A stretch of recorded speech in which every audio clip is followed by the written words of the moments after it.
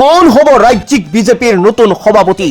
সভাপতিৰ দৌৰত দুই মন্ত্ৰী, এজন সাংসদ আৰ দুজন প্ৰাক্তন সাংসদ।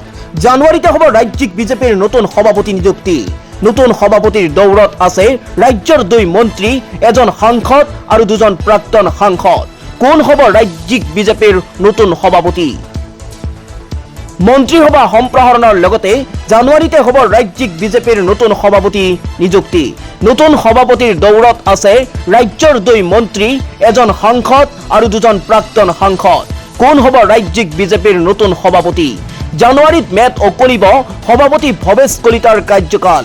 এতিয়া ভৱেশ কলিতাৰ পদত অধিষ্ঠিত হ'বলৈ সভাপতিৰ দৌৰত দুই মন্ত্ৰী, এজন প্ৰাক্তন সাংসদ আছে। রাজ্যিক বিজেপির সভাপতি নির্বাচন বা নিযুক্তির প্রক্রিয়া ইতিমধ্যে আরম্ভ হয়েছে। মুখ্যমন্ত্রী হিমন্ত বিশ্ব শর্মাই ইতিমধ্যে সদরি করেছে যে জানুয়ারিত নতুন সভাপতিয়ে লব দায়িত্ব।